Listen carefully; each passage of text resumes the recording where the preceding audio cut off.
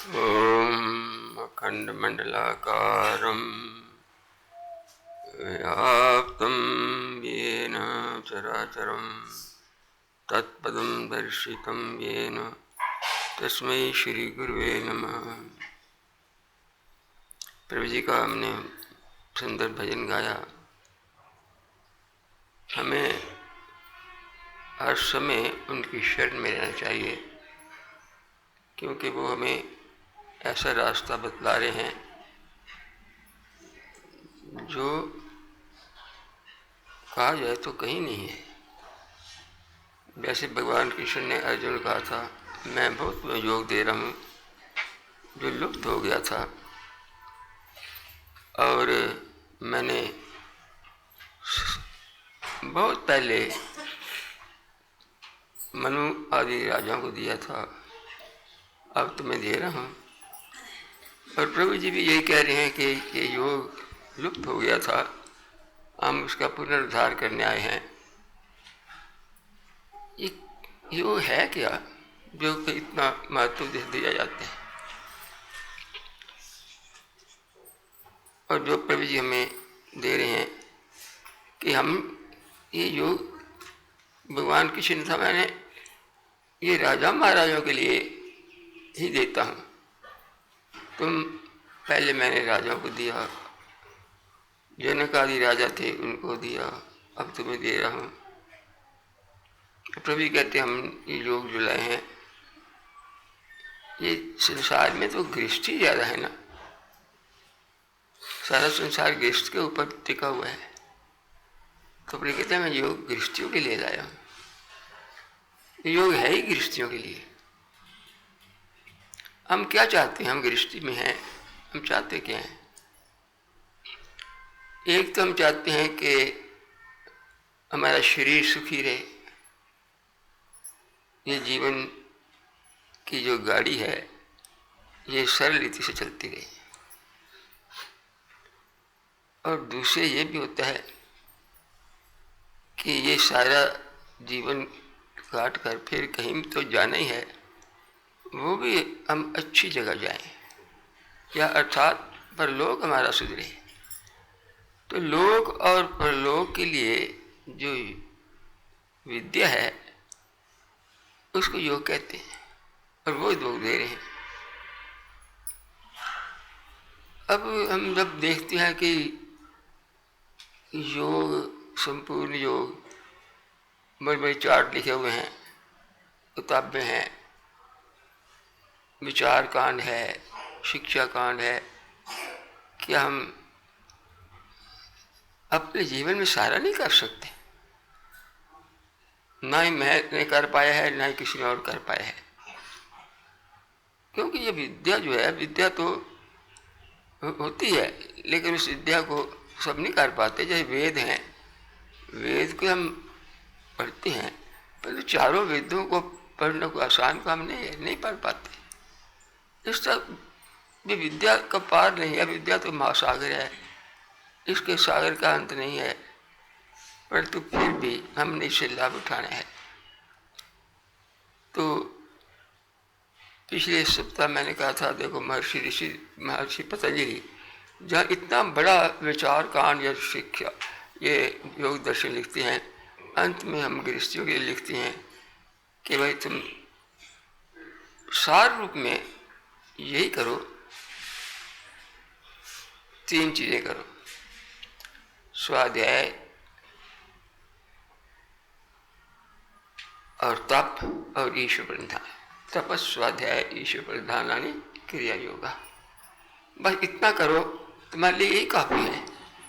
अगर तुम कहो कि मैं वो समाधियाँ, निर्लेप समाधि और वो समाधियाँ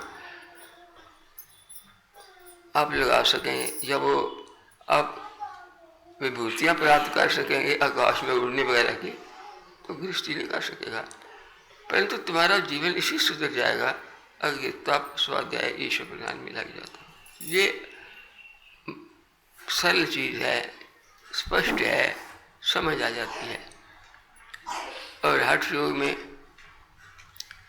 जब हम आश्रम में गए तो आज से कोई समझो कि मैं उस वक्त स्टूडेंट था। स्वामी जी महाराज मुझे सबसे पहले क्या सिखलाया? नेति सिखलाई। पर नेति जो है,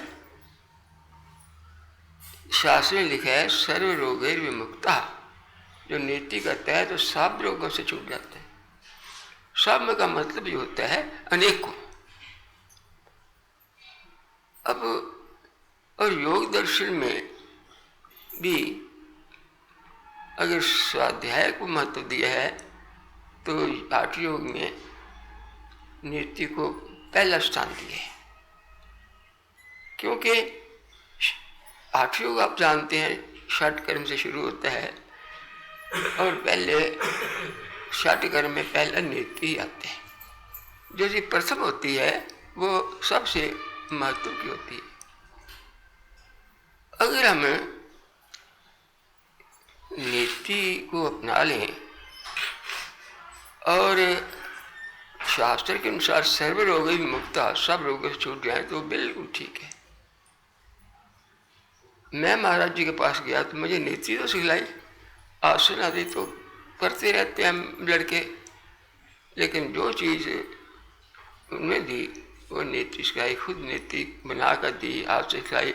गुरु वही होता है जो बड़े प्यार से शिष्य को अपनी शरण में लेते हैं और उसकी कठिनाइयों को जानकर उसको सिखलाता है। तो मैं उस समय उनके पास बहुत दूर रहता था। वो अमृतसर में थे, मैं लाहौर में रहता था। जैसे यहाँ होशियारपुर और जलंधर का रास्ता इतना ही है अमृतसर लाहौर का, उतना ही टाइम लगता है, उतना ही किराया लगता था। उसमें किराया तो होता था, आनों में होता था, रुपयों में नहीं होता था, आनों में होता था। 8 आने 7 आने। तो हम जाते तो बड़े प्रेम से सिखलाते थे, नीति में सिखलाई और गुण बतलाए। अगर मैं उस समय ये नीति होती है ना कि साधना के लिए, मैं समझ रहा हूँ अगर मैं नीति ना उसमें सीखता तो भी बतलाऊँगा नीति के ना सीखने से जो बीमारी लगती है वो बड़ी उसके भयंकर परिणाम होते हैं। अगर मैं अपने मन में सोचूं तो अगर मुझे वो नीति ना सिखलाते और ना मैं करता तो आज शायद मैं आपके सामने भी ना होता भी तो कहीं अस्पताल में होता। कारण क्या? नीति गुण क्या है इसका? हम जब कहते हैं कि सब नीति करो, गुण क्या है? गुण यह है कि जब हम नीति करते हैं तो सबसे पहले इसका असर हमारे सिर पर होता है। सिर में हमारे थकावट जाती है, ठंडक जाती है। जो अंदर स्नायु है, सारा जाल तो नाड़ियों का सिर में ही है बिछा हुआ, उसको नीति जो है शांत करती है। अगर आप धूप में जाएं ना, कभी घूमे फिरें तो आपको सिर में चकरा रहा है, जल नीति कर लें, शांति हो जाएगी, नींद आ जाएगी।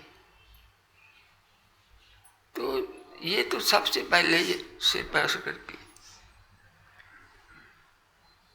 तो सिर गया तो सब कुछ गया। जो ब्लड प्रेशर वगैरह होता है हम इसीलिए नीति करवाते हैं और दूध नीति कराते हैं, दिमाग की नाड़ियाँ ठीक हो जाए, क्योंकि ब्लड प्रेशर में दिमाग ही तो चकराता है।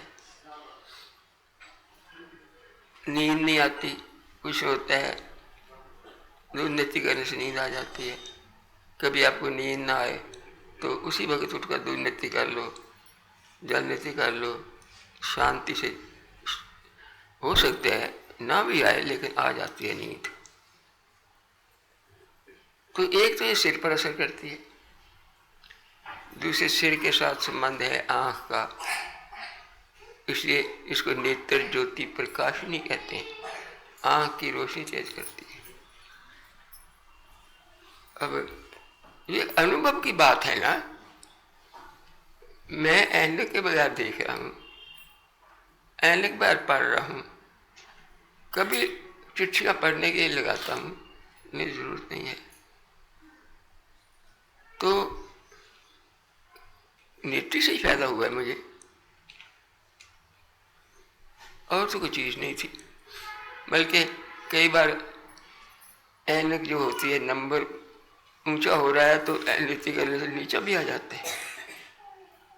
और हमारे महाराज जी ने कई अपने अनुभव भी लिखे हैं अपनी किताबों में कि हमने किस किस के चश्मे उतारे, और ये कहते थे कि हमने चश्मे उतारे जाते हैं नेत्री से। आँखों को, कानों को असर होता है, जितनी दिमाग की नाड़ियों के साथ जो अंग संबंधित हैं उन पर नेत्री का असर होता है। तो हम एक अगर जीवन सुखी बनाना चाहते हैं, हमें ये अवश्य करनी चाहिए।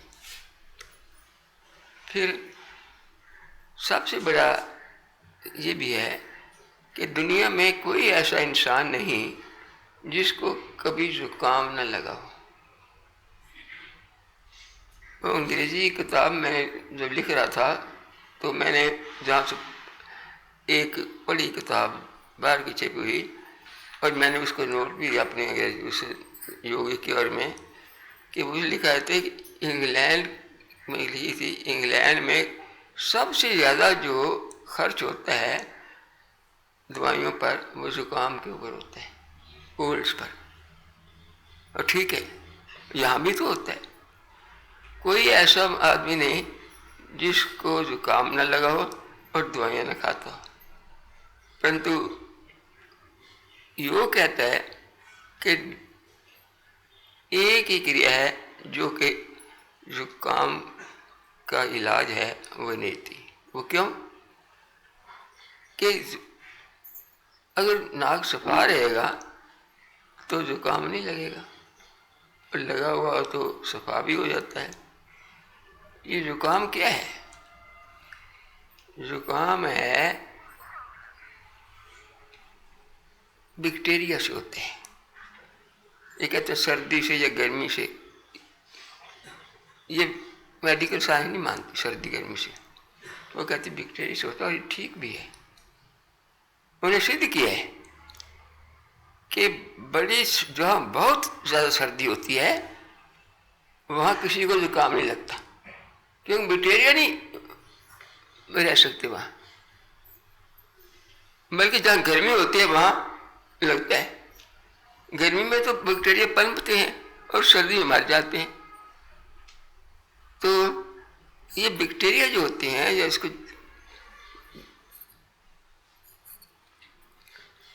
जीवाणु कहते हैं, बहुत बारीक होते हैं। ये जीवाणु से जुकाम लगता है। जीवाणु कैसे होते हैं, क्या होता है? ये गंदगी के अंदर होते हैं, नाक के अंदर कुछ ऐसा अटैक होता है, एक को जुकाम लगा दूसरे को लग जाते हैं। वो जीवाणु जो है ट्रेवल कर लेते हैं। जब हम छोटे से समय जुकाम लगता था तो वो एक तेल देते थे कि रुमाल में रखो, इससे ये दूसरों को नहीं लगेगा, वे रुमाल रखते थे। तो अब इनका वो क्या करते क्या है?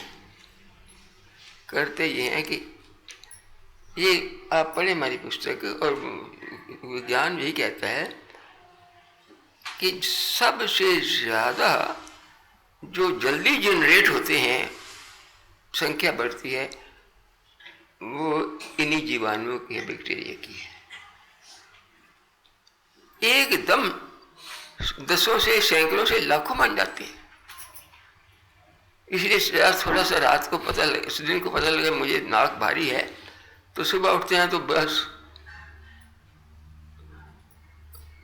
भारी क्या, वो बहुत अंदर जुकाम बढ़ गया होता है। कारण रातों रात वो लाखों माने करते क्या है, रहते कहाँ हैं, खाते क्या हैं, पलते कैसे हैं? वो हमारे खून को चूसते हैं। खून को चूसकर अपने घोंसले बनाते हैं, और वे घोंसले होते हैं बलगम। उन बलगम के अंदर बलगम लो, उसको टेस्ट कराओ, बैक्टीरिया के घर ही घर हैं। यही तो डॉक्टर टेस्ट करते हैं कि क्या है इसमें, कौन से जर्म्स हैं। तो अब उसका इलाज क्या है? नेति रोज करो, नाक साफ रहेगा, जुकाम नहीं लगेगा। और जुकाम लग गया तो वो बढ़ता चला जाएगा। सफाई करनी होती है। अगर हम कहेंगे जरा थोड़ा कोई इलाज कर लें, जरा रुक जाए, तो रुकने से तो और भी बढ़ जाएगा। वो अंदर जो चूहा है, चूहे को रोकेंगे तो और गहराई में चला जाएगा। तो उसके लिए यही है कि हम नीति करें रोज, जिससे नाक साफ रहे। लेकिन अगर बढ़ गया, देखो आगे आगे ये कितना भयंकर होते हैं।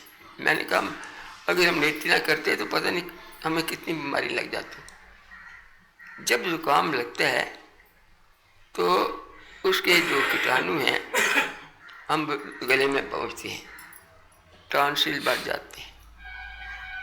और नाक के अंदर जहाँ नाक है और नाक से नीचे जब श्वास की नली जाती है, तो श्वास की नली और नाक के बीच में एक ग्रंथि है जिसको अंग्रेजी में एडेनोइड्स कहते हैं और हिंदी में हम नासिका ग्रंथि कहते हैं।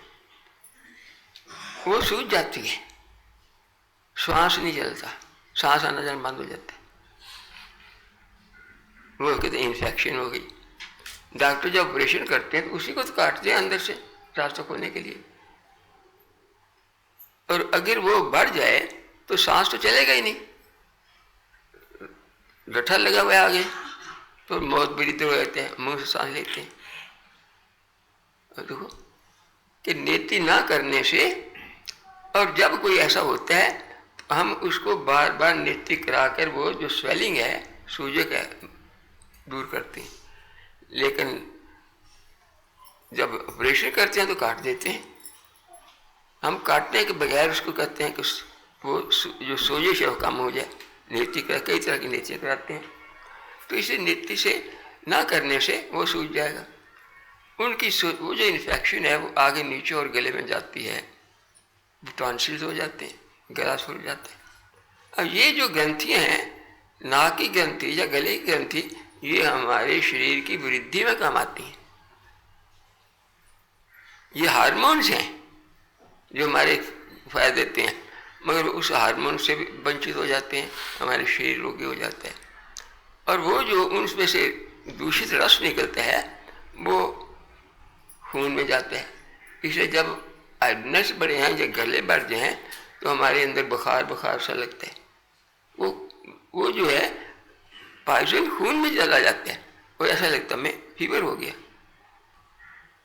अब अगर चलता रहे और उसने आगे जाना है, और वो जो कीटाणु हैं और जाकर हमारे खुराक की नली में असर करते हैं, हमारा मैदा बिगड़ जाता है। तो मैदा बिगड़ गया तो खाना नहीं पचेगा ठीक तरह से। और यही नहीं, वो साथ ही फेफड़े हैं, फेफड़े में चला जाता है।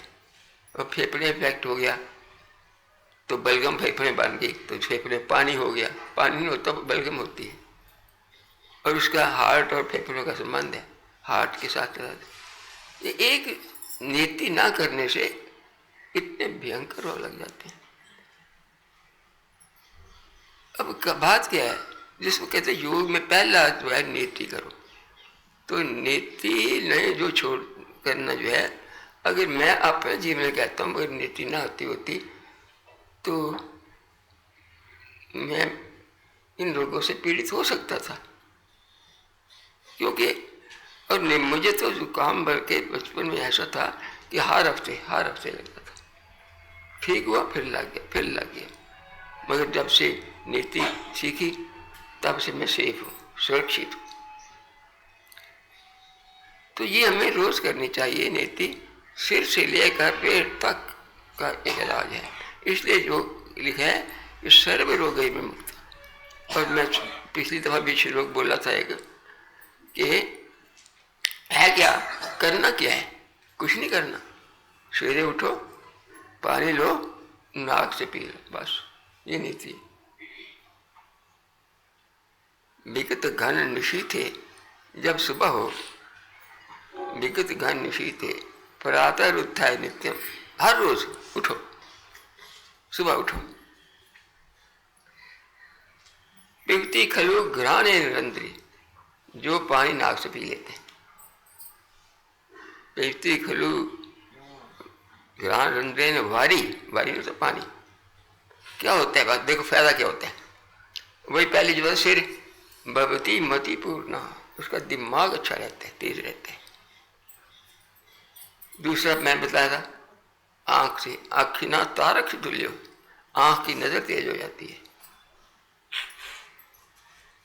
और अगर बलगम हो तो सिर के बाल जल्दी सफेद होते नहीं, बली पलित वही ना, बाल नहीं सफेद जल्दी होंगे। और अगर अंदर इन्फेक्शन हो तो चेहरे मुरझा जाएगा। तो बली चेहरे के अंदर रौनक रहेगी, बलियां पड़ जाते हैं। बली पलित वही ना, बलियों से और पलित से मुक्त रहेगा, चेहरा चमकता रहेगा, बाल सब जल्दी सफेद नहीं होंगे। एक नौजवान लगेगा, और जुकाम है तो बस नीचे सिर किया हुआ है, और जैसा कि उसका कोई घर का कुछ हो गया ऐसा लगेगा।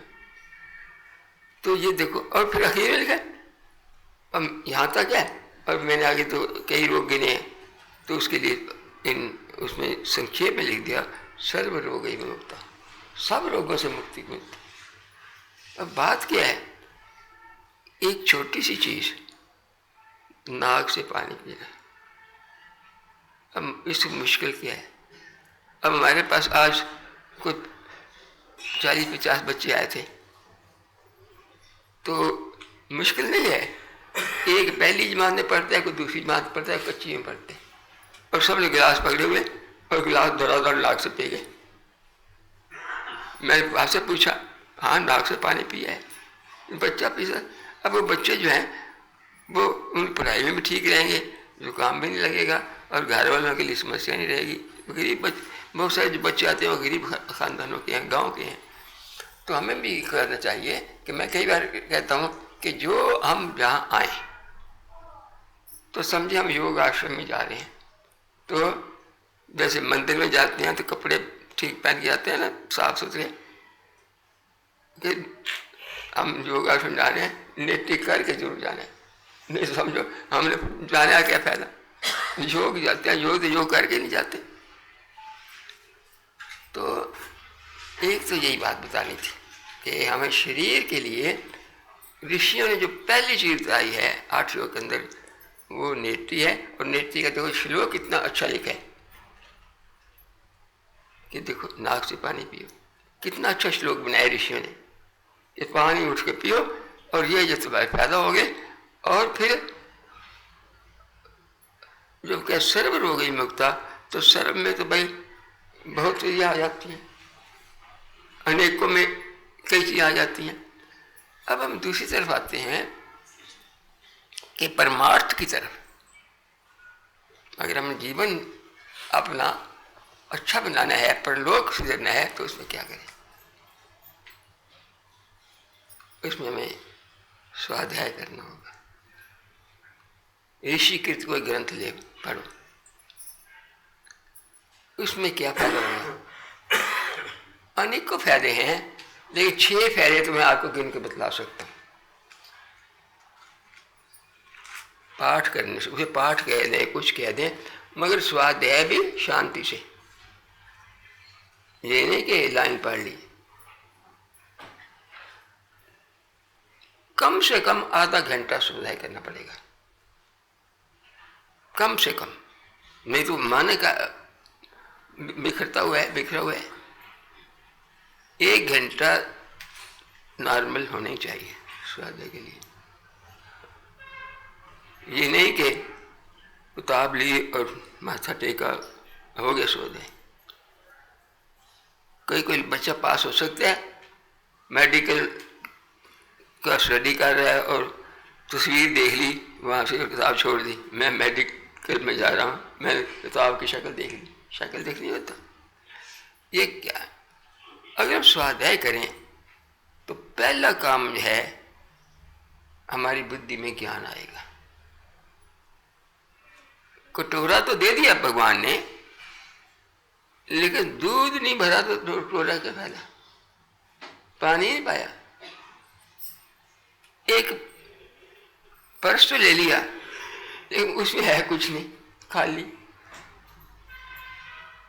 या डब्बी तो बना ली सुंदर, और गहना ही नहीं है, तो डब्बी किस काम?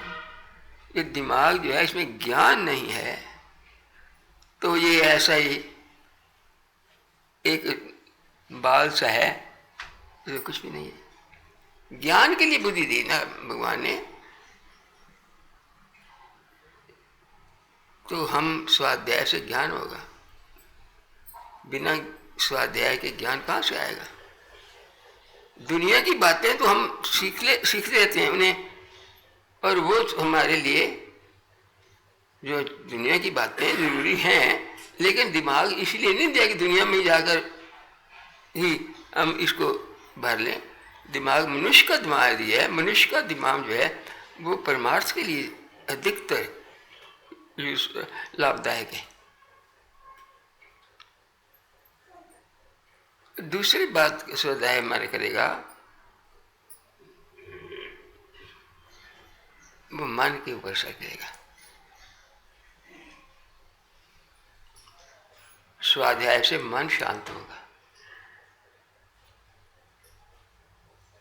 हम देखें, जो घंटा स्वाध्याय करते हैं, इतना मन शांत होता है, उठने को दिल नहीं करता, पढ़ते जाएं पढ़ते जाएं पढ़ते जाएं। तो बुद्धि और मन दोनों के लिए बड़ा उपयोगी है स्वाध्याय, हम कहें। और मन के लिए सिर्फ शांति नहीं होगा, मन मनन करने के लिए मिला है। मनन करने के लिए मसाला मिलेगा, नहीं तो हम चिंता में डूबे रहते हैं। मगर जब स्वाध्याय करेंगे तो वो चिंतन के बगैर चिंता की जगह एक चिंतन के लिए चीजें मिलेंगी। और चिंतन करना जो है वो परमार्थ के लिए है, और चिंता करने जो है संसार के अंदर आवागमन के लिए है। तो स्वाध्याय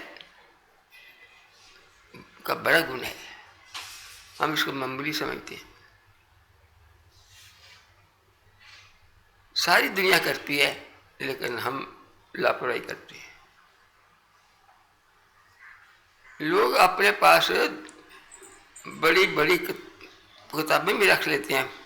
मैंने कई बार कहा है, मैं कनाडा से एक जेंटलमैन आए थे, मैंने स्वाध्याय के बारे में कहा कि देखो भाई, आप बाइबल पढ़ते हैं ना, अच्छी बात है, मैं भी अपनी किताब पढ़ता हूँ, मैं बाइबल भी पढ़ता हूँ, बाइबल में भी अच्छी बातें हैं।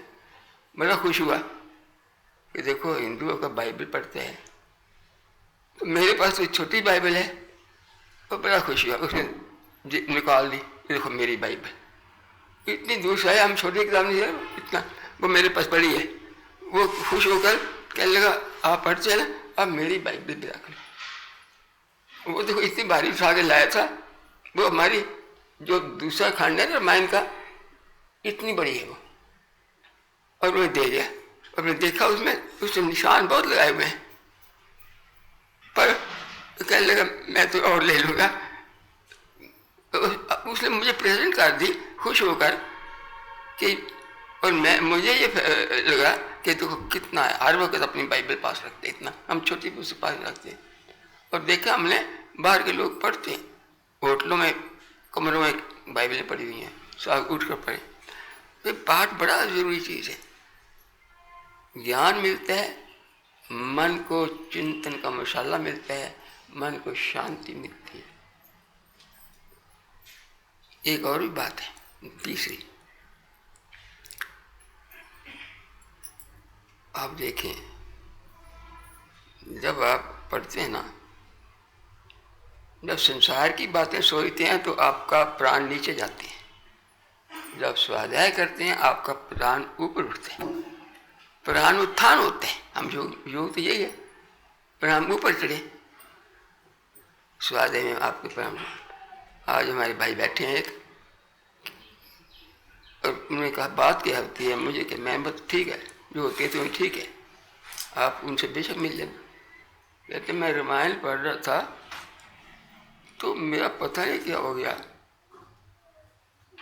होश वाश में चली गई, वो हो गया, वो उनका बोलबा होता है। मैंने कहा ये प्राणों का उत्थान था। स्वाध्याय करते करते प्राण उत्थान होते हैं, आदमी को अपनी होश ही रहती, रोने लग जाते हैं, कई बार समाधि भी लग जाती है। तो स्वाध्याय अच्छी तरह करेंगे तो जो योग कहते हैं ना प्राणों को 10वें द्वार तक ले जाओ, तो वो 10वें द्वार तक न जाएंगे मगर ऊपर तो उठेंगे, मगर करते नहीं। ये तीसरा गुण है स्वाध्याय का।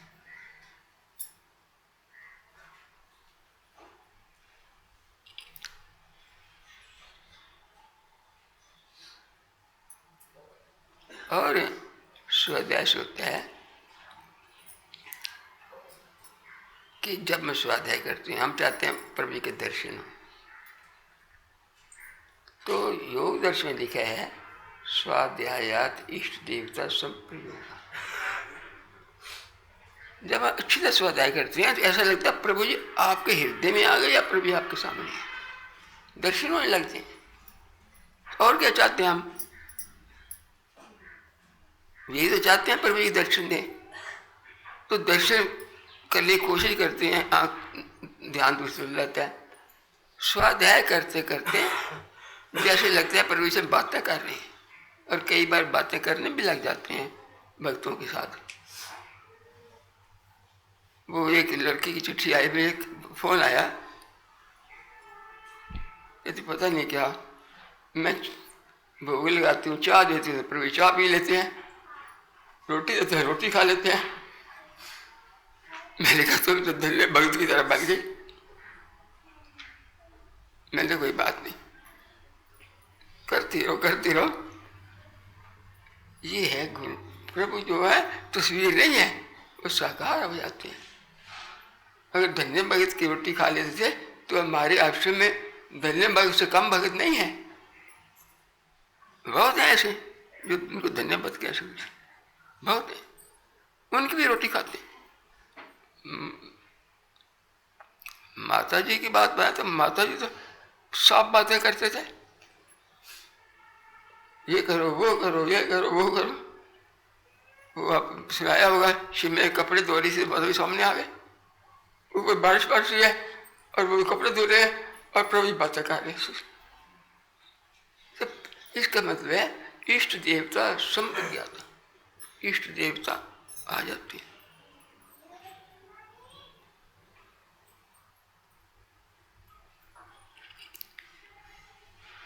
टाइम में एक और अंतिम बात बता दूं, वो ये है कि हमारा विचार दार्शनिक बन जाते हैं, हम फिलासफर बन जाते हैं। हर वक्त ज्ञान, फिलासफर हो या ज्ञान की बातें सोचते रहते हैं, हम ज्ञान की सोचते रहते हैं। सारा दिन हमारे अंदर वो गूंज होती रहती है कि वो ये थी वे थी, और हमारे अंदर एक तरह से वो चीज़ भर जाती है। अब जैसे अब गीता पढ़ते हैं, गीता के अंदर, आगे मैं सच बताऊं, लोग इसको ज़्यादा बारीकी से नहीं पढ़ते। गीता एक किताब नहीं है, गीता 18 ग्रंथों का संग्रह है, 18 फिलासफियों का। उसके हेडिंग जो है ना, अलग अलग योग, विषाद योग, सांख्य योग, कर्म योग, और जो 18 चैप्टर हैं, 18 अलग अलग किताबें हैं, इसलिए कि उनको उपनिषद का है, उपनिषत्सु बहुवचन है कि गीतासु उपनिषत्सु 18 उपनिषद हैं, एक एक किताब है। अब जब एक अध्याय पढ़ेंगे उसमें जो विचार है वो आपके अंदर गूंजता रहेगा, गूंजता रहेगा, गूंजता रहेगा। आप फिलासफर बन जाएंगे, ज्ञानी बन जाएंगे। संसार के अंदर घूमते हुए भी आपको उदाहरण के तौर पर बताता हूँ 2 मिनट के अंदर। जो दूसरा अध्याय है भगवद गीता का वह सांख्य योग, ज्ञान योग। अब ज्ञान क्या है? उसमें आत्मा का ऐसा वर्णन किया है जो कि हम पढ़ें तो हमारे अंदर से निकलता ही नहीं है। ऐसा लगता है हम बाहर नहीं देख रहे, अंदर देख रहे हैं। मैं 2-4 वो 2 जो हैं, क्योंकि अब फायदा ये है कि उसी गीता को हमारी रामायण में आ गई।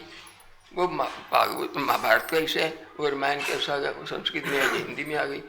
वो जो अपने रामायण के अंदर जो 2 हैं वो आपको सुनाता हूँ, और आप देखेंगे वो बहुत सारा चैप्टर इसी किस्म का है कि आत्मा क्या होती है।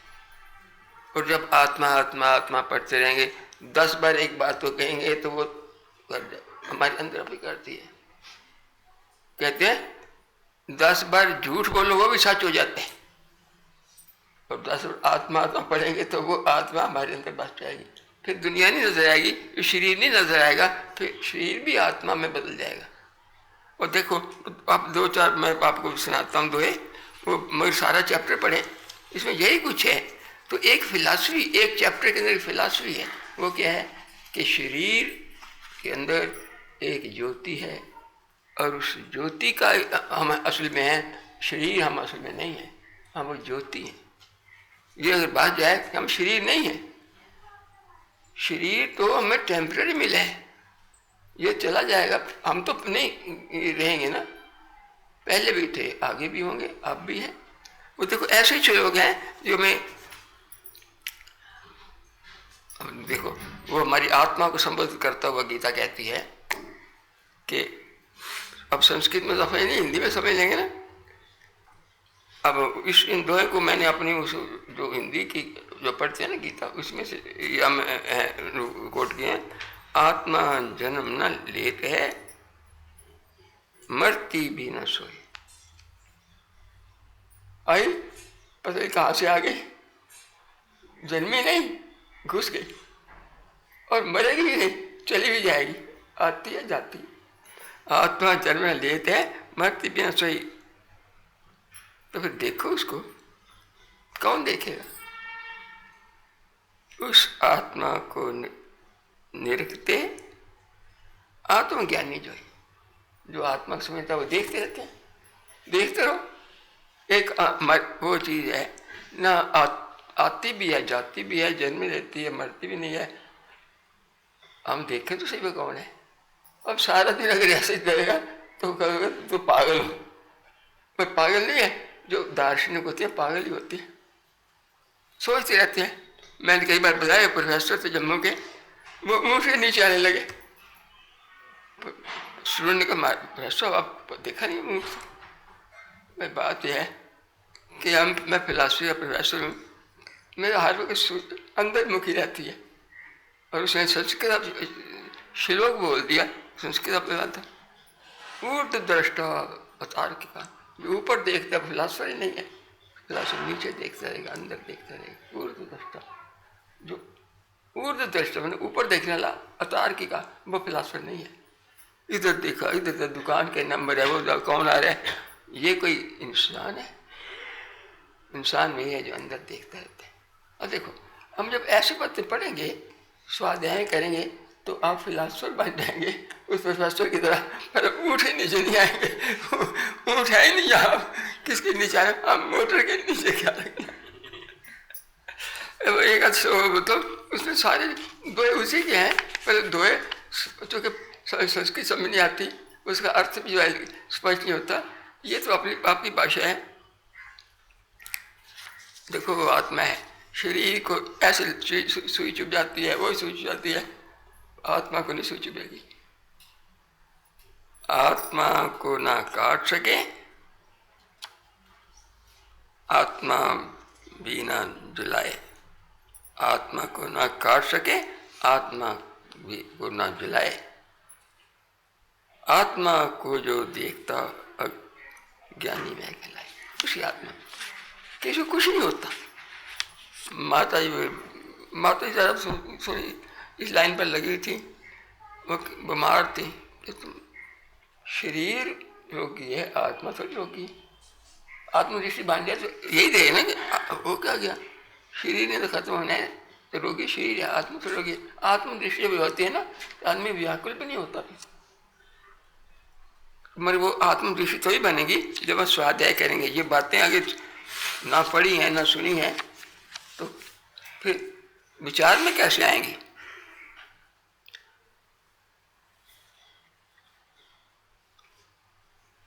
थोड़ा और टाइम लेता हूँ। बहुत है, आप पढ़ो वहीं पर। इस काल जो प्रकट भई पूर्व काल विषय। अब जो हमारे अंदर है, पता नहीं पहले कहाँ थी। पूर्व काल विषय पहले भी थी, अब भी है।